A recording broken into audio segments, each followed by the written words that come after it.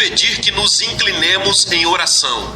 Todas as cabeças inclinadas, que todos os olhos estejam fechados em oração. Nosso Deus e nosso Pai, oramos para que as palavras venham com grande poder e toquem todas as vidas nesta audiência esta noite no Texas. E oramos para que aqueles que precisam que seus fardos sejam aliviados, problemas resolvidos, pecados perdoados, possam encontrar todas as suas necessidades atendidas nesta noite. Pedimos em o nome de Jesus, amém. Agora esta noite quero que você abra comigo no capítulo 5 do Evangelho de Marcos. Capítulo 5 de Marcos. Não vou lê-lo porque é muito grande para ler, mas vou contar a história porque é a história do encontro de Jesus com um homem possuído por um demônio.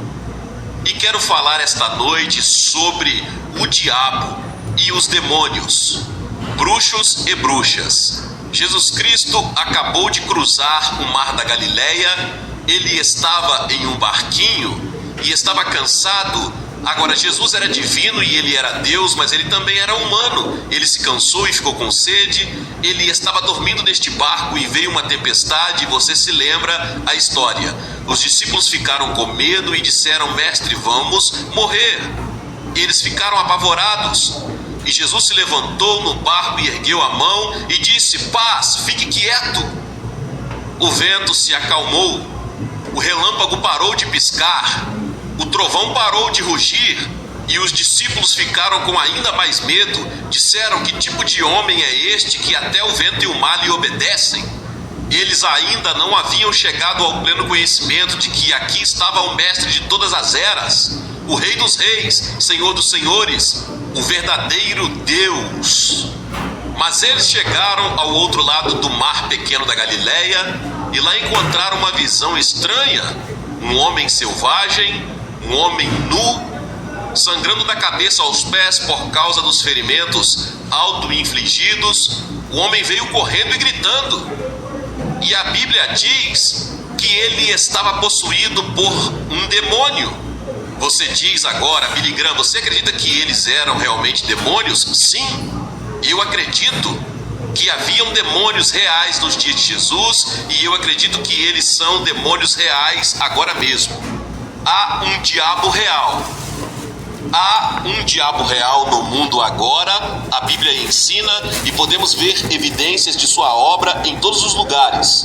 E todos nós que vivemos a vida cristã o encontramos todos os dias, porque estamos em conflito não com a carne e sangue, como a Bíblia diz, mas com as forças espirituais, principados, potestades e governantes dos lugares sombrios. Há um diabo e há demônios. Agora, eles podem ser mais sofisticados na América do que em qualquer outra parte do mundo, mas são demônios. No entanto, você vê, o homem tem que ter algum tipo de poder sobrenatural além de si mesmo para seguir, e muitas vezes, se ele não seguir a Deus, o verdadeiro Deus, ele irá criar um Deus ou simplesmente seguirá o diabo diretamente. Agora, o que significa Satanás na Bíblia? A palavra Satanás, que é usada tantas vezes na Bíblia, vem de uma palavra grega, e a palavra demônios vem de outra palavra, damania. E a Bíblia tem muito a dizer sobre esses demônios. Diz que eles são capazes de entrar e controlar um homem. Eles podem entrar em você e controlar você. A Bíblia diz que eles são mencionados em toda a Bíblia como impuro, violento e maliciosos. A Bíblia diz que eles estão em conflito até mesmo com os cristãos agora. Eu não acredito que um cristão possa ser possuído pelo demônio. Eu não acredito que um verdadeiro crente nascido de novo possa estar possuído por demônios. Mas os demônios irão incomodá-lo e irritá-lo e assediá-lo e trabalhar contra você dia e noite. E no momento em que você receber a Cristo como seu Salvador, você saberá que o diabo está muito vivo. Não estamos lutando contra carne e sangue, mas contra principados e potestades.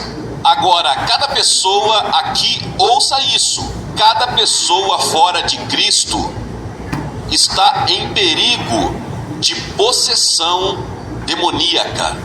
Você, eu, Possivelmente estamos sujeitos à possessão demoníaca. Você sabe que uma das características terríveis do julgamento no fim do mundo irá ser que novos demônios serão conduzidos para fora do abismo e serão personagens poderosos que causarão violência e problemas em todo o mundo. E às vezes penso que algum outro deve ser libertado nos últimos anos. Demônios das drogas, há uma relação entre feitiçaria e bruxaria e drogas, de acordo com a Bíblia. Aquele demônio do alcoolismo, 7 milhões de alcoólatras crônicos na América tornaram-se inválidos pela obsessão sexual por álcool. Conheci pessoas que me disseram que realmente estavam obcecadas por isso. Elas não podiam pensar em mais nada. Eles são como as pessoas da época de Noé, cujas imaginações eram más continuamente até o julgamento chegar. Acredito que grande parte disso é o poder demoníaco que temos que enfrentar em nossa geração. Você diz, Billy Graham, isso não é apenas o diabo, somos nós mesmos, claro, mas você vê, nós caímos de nossa comunhão com Deus por causa da tentação do diabo. O diabo estava lá no começo e ele esteve lá o tempo todo. E o único poder no mundo que pode vencer Satanás é o Senhor Jesus Cristo. E você pode dizer em nome de Jesus, e isso é forte. Veja, você pode citar a palavra de Deus e ele fugirá de você.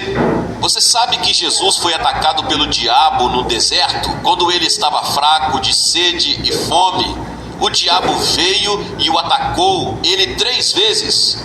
Jesus nunca discutiu com ele nunca debateu com ele. O que Jesus fez? Jesus apenas citou as Escrituras. Essa é a razão pela qual é importante memorizar as Escrituras. É por isso que lhe damos versículos para memorizar. Quando você vier a Cristo, é importante que você memorize as Escrituras, para que você tenha Escrituras para citar ao diabo na hora da tentação. Agora, a Bíblia ensina que Deus nunca tenta ninguém.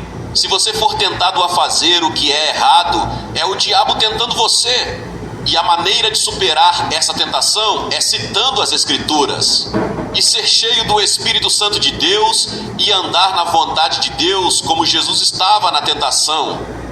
Agora quero que você observe este homem que veio correndo em direção a Jesus naquele dia, quando ele desembarcou do outro lado do mar da Galileia.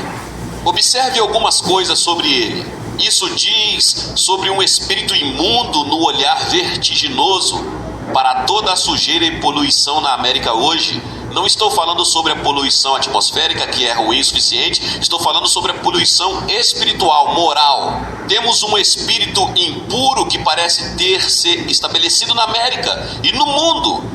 Parece que as pessoas estão sentadas e tentando pensar em novas maneiras de fazer o mal, novas maneiras de violência, novas maneiras de odiar, novas maneiras de perversão sexual. Um espírito imundo estava no controle disso e daquele homem, e Jesus olhou para aquele homem que estava com o espírito imundo, um poder sobrenatural. E então notaram que ele não usava roupas. Olhem para o aumento da nudez hoje. Hoje eu me pergunto se o diabo tem algo a ver com isso. Você dificilmente pode ir ao cinema. Me disseram hoje que não tem uma cena que não tenha nudez, obsessão pela nudez. Este homem estava sem roupas. E então percebi que ele estava mentalmente perturbado. 1 em cada 4 americanos, no momento, 1 em cada 4 famílias é afetada de alguma forma pela perturbação mental, e mais da metade de todos os leitos dos hospitais da América no momento estão ocupados pelos pacientes com problemas mentais. Corte uma grande parte disso são demônios. Eu não sei porque não poderia dizer que todo mundo que está em um hospital psiquiátrico tem um demônio, o que não é verdade.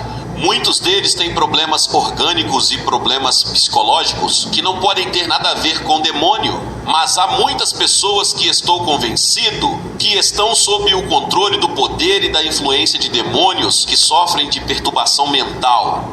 E então percebem que ele era incontrolável, ninguém conseguia controlar esse cara. Eles tentaram amarrá-lo, tentaram colocar na prisão, tentaram colocá-lo em uma instituição mental. Ele explodia tudo, tinha poderes sobrenaturais, era um homem violento.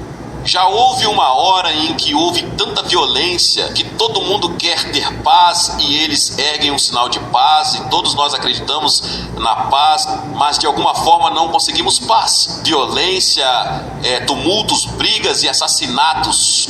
Alguns jornais de hoje em nossas grandes cidades nem publicam mais os assassinatos. Há tantos toda noite. Eles apenas os listam em algum lugar. E você pode olhar para determinado lugar e lê-lo como se fosse uma notícia comum. Quantos assaltos na noite passada? Quantos estupros na noite passada? Quantos assassinatos na noite passada? Violência, violência, violência. Esta é uma característica do diabo e dos demônios. E quero dizer a vocês que não vamos impedir isso apenas com mais poder policial. Precisamos ter poder de oração e poder espiritual. Precisamos ter pessoas de joelhos orando e devemos ter um despertar espiritual neste país. E então observe que ele habitou entre os mortos. A Bíblia diz que esse sujeito viveu nos túmulos, ele viveu em um cemitério. E você sabia que a Bíblia ensina que estamos mortos em nossos delitos e pecados antes de virmos a Cristo? Seu corpo está vivo, mas sua alma, seu espírito estão mortos para Deus. Você precisa ser vivificado e poderá ser vivificado esta noite se deixar Jesus tocar sua vida. Deixe-me dizer que Jesus Cristo pode entrar em seu coração agora mesmo e levar essa culpa embora. Ele pode lavar o seu passado. Se você teve preconceito racial, ele vai tirar isso. Ele pode te dar amor em seu coração. Você quebrou a lei moral de Deus e cometeu pecado? Ele vai tirar isso, lavá-lo e dar o seu poder para resistir à tentação do diabo. E Jesus ficou cara a cara com este homem selvagem, furioso, violento, nu, sangrando. E dentro do homem, uma voz sobrenatural começou a falar e a dizer: o que eu tenho a ver com você, Jesus, Filho do Deus vivo? Não nos atormente, não atormente nós. O que eu tenho a ver com você? O homem rico diz que não preciso do evangelho porque é para os pobres. O intelectual diz, é para os trabalhadores e para os sem instruções. O homem comum diz que não consigo entender. O radical diz que não é revolucionário. Agora, o que nós temos a ver com ele, quero dizer a você que cada um de nós tem algo a ver com ele. Se você não tiver algo a ver com ele nesta vida, você terá algo a ver com ele na vida futura, porque chegará o dia em que todo joelho dobrará, toda língua confessará que Jesus Cristo é Senhor e Deus. Você não pode se curvar, você e eu aqui, mas chegará o dia em que você valorizará um joelho. Você será forçado a dobrar os joelhos naquele dia em que todos estaremos diante dele, de Jesus. Jesus disse: qual é o seu nome? Ele não estava falando com o homem, ele estava falando com o demônio no homem. E veio a resposta: somos uma legião, somos muitos. Este homem não estava ocupado por apenas um demônio, ele tinha muitos demônios. A Bíblia diz sobre Maria Madalena que ela tinha 7 demônios. Pense em 7 demônios possuindo uma pessoa. Jesus, de repente, ordenou aos espíritos malignos. Ele disse para sair do homem. E então aqueles demônios fizeram uma oração. Agora houve 3 orações feitas naquele dia. 2 delas foram atendidas, uma não foi atendida. Observe aqui que os demônios fizeram uma oração. Eles imediatamente reconheceram Jesus. Eles sabiam que ele era o Filho de Deus. Eles sabiam que ele tinha poder sobre eles. Eles sabiam que ele poderia mandá-los para o inferno. Então eles oraram. Eles disseram: Senhor Jesus, por favor, não nos mande para o inferno. Você vê aqueles porcos lá em cima? 2.000 porcos. Nos mande para os porcos. Preferimos ir e viver nos porcos do que ir para o inferno. E você sabe o que aconteceu? Jesus atendeu a oração dos demônios. Ele ordenou que os demônios fossem para os porcos. quão terrível deve ser o inferno se os demônios querem ficar fora de lá e preferem viver com os porcos, e viver nos corredores, e viver como um porco. Imediatamente os porcos selvagens ficaram violentos, começaram a correr e correram de um penhasco e se afogaram no mar. E então a segunda oração aconteceu porque todos os empresários da cidade saíram, todos os líderes da pequena cidade saíram para ver o que estava acontecendo, e lá eles viram o homem com quem eles tiveram tantos problemas, este homem violento, nu e sentado, vestido e em sã consciência, sorrindo, absolutamente transformado e mudado. Mas eles não estavam interessados nele, só conseguiam pensar nos porcos. Eles estavam mais interessados em economia do que em transformação espiritual. Então fizeram a oração mais terrível que acho que há na Bíblia. Eles disseram: Jesus, deixe-nos em paz. Vá embora. Deixe nossa cidade. Não queremos você. Você sabe o que aconteceu? Jesus respondeu à oração deles. Ele foi embora e nunca mais voltou. E é possível para você dizer: Senhor, deixe-me em paz. Você vê, o Espírito de Deus está falando com centenas de vocês aqui esta noite. Ele está deixando vocês desconfortáveis. Ele está falando com você agora. E você está prestes a dizer: me deixe em paz, Espírito Santo, não me perturbe, não me deixe desconfortável, não deixe minha consciência me incomodar tão profundamente. E você está prestes a dizer: me deixe em paz. Ele pode responder a sua oração. E ele nunca mais voltou. Quantas vezes na Bíblia você descobre que um homem teve uma chance e ele a perdeu? Ele teve uma hora com Deus e perdeu, ou uma hora com Deus e ele aproveitou. Olhem para Zaqueu. Uma grande multidão estava passando por sua cidade e ele ouviu que Jesus, o famoso mestre Galileu, estava passando e entrando. E Zaqueu era um homem baixo, ele não podia ver Jesus, então ele subiu a um sicomoro e estava olhando para Jesus, e todos de repente, e Jesus parou e disse: Zaqueu, desce, eu vou para a sua casa comer com você hoje. Zaqueu pulou no chão, e D.L. Moody diz que ele foi convertido no ato que caiu no chão. Ele foi transformado e mudado, e ele foi um coletor de impostos. Ele estava pegando dinheiro das pessoas sem autoridade, e ele disse a Jesus que iria devolver tudo. Ele estava se arrependendo do seu pecado e estava restituindo tudo quando conheceu Jesus. O que poderia acontecer com você? As pessoas solicitaram que Jesus fosse embora e ele foi embora. Agora outra oração foi feita. O homem que foi tocado e o homem foi curado, ele fez uma oração. Qual era a oração dele? Ele disse: Senhor, isso é maravilhoso, eu mudei, eu fui transformado, eu fui convertido, fui salvo, quero ir com você, quero morar com você de agora em diante. Jesus disse: não. Essa é a oração que Jesus se recusou a responder.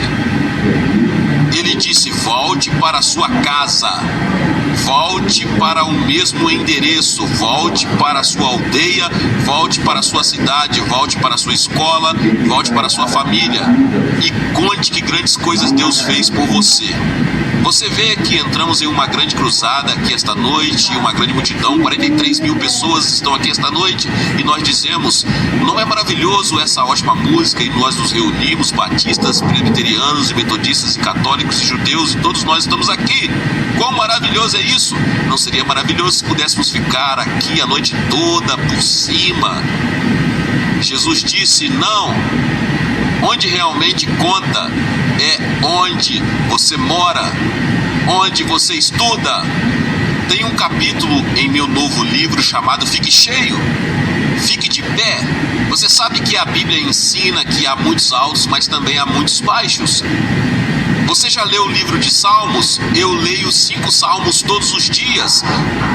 Quantas vezes o salmista estava bem no fundo, olhando para cima? Há altos e baixos, mas no meio de tudo isso há o Espírito do Deus vivo para lhe dar alegria e paz. Há certos rios para o cristão que corre muito fundo.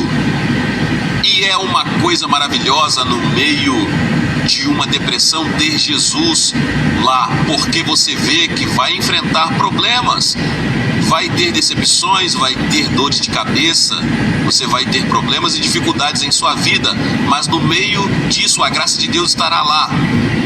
Você sabe que Paulo teve uma grande aflição, não sabemos exatamente o que foi, mas ele orou 3 vezes ao Senhor e o Senhor disse: não, Paulo, eu não vou te livrar disso, mas minha graça te basta. Você pode suportar, minha graça, meu amor e minha presença estará lá. Agora, havia 3 coisas que este homem tinha depois que ele conheceu Jesus. Ele descansou. Observe que ele estava sentado. Jesus disse: venham a mim todos vós que estáis cansados e sobrecarregados, e eu vos aliviarei. Quantos de vocês estão inquietos em seu espírito esta noite? Perturbados, confusos, procurando desesperadamente por algo que lhes dê significado em sua vida e você não encontrou? Venha a Jesus e Ele lhe dará o descanso que você está procurando. E então observe que ele estava vestido. Você sabe que a Bíblia diz que temos que estar vestidos com as vestes de justiça de Cristo. Muitos de vocês esta noite estão cheios de pecado e culpa. Você precisa de uma roupa nova. Na verdade, você não será aceito por Deus em seu reino até que você esteja vestido com a justiça de Jesus. E é por isso que Jesus morreu na cruz. Ele morreu para fornecer essa justiça para você e eu. Eu poderia costurar o dia todo e minha esposa poderia costurar o dia todo. Ela é uma costureira maravilhosa e faz muitas de suas próprias roupas. E quando as crianças eram pequenas, ela fazia todas as roupas, mas ela não sabia costurar bem o suficiente para costurar um manto e um terno que me caiba no céu, que foi comprado pelo sangue de Jesus na cruz. E vestido com sua justiça, vou para o céu e vou caminhar pela avenida da redenção. Não por minha causa, não por causa da minha bondade e minha justiça, mas por causa da justiça de Jesus Cristo. E então a Bíblia diz que este homem estava em seu juízo perfeito. O pecado destrói nossa mente, influencia nossa mente, distorce nossa mente. Olhamos para as coisas do ponto de vista da perspectiva errada e confundimos todos os nossos valores. Mas quando você vem a Cristo e começa a ver o mundo através dos olhos de Deus, você não sai por aí torcendo a mão e dizendo o que vai acontecer, Há paz em seu coração. Você pode ler as manchetes e elas estão assustadoras, mas Cristo estará no controle, Ele está lá. Vou pedir a vocês que recebam a Cristo esta noite. Vou pedir a centenas de vocês agora mesmo que se levantem de seu lugar. Agora mesmo, levante seu lugar e vem, fique aqui à frente desta plataforma e diga que eu quero receber Jesus Cristo em meu coração. Eu quero que Ele toque minha vida. Eu quero que Ele perdoe meu pecado. Quero saber que vou ajudar milhares de pessoas nos últimos dias aqui no Texas que assumirão esse compromisso. Estou pedindo que você se junte a eles esta noite e assuma este compromisso com Cristo. Depois que você vier, direi uma palavra a você, vou orar por você e lhe darei um livro. E então vocês podem se voltar aos seus amigos, se tiverem com parentes ou amigos, se tiverem em um ônibus, eles vão esperar por vocês. Vocês apenas levante-se e venha. Você vai demorar alguns minutos. Você que está na galeria, na parte superior, vai levar 2 ou 3 minutos para chegar. Então comece agora, vamos esperar e vou pedir às pessoas de todos os lugares que estejam em oração para que você venha a Cristo e deixe Ele transformar a sua vida e fazer de você uma nova pessoa rapidamente, agora mesmo.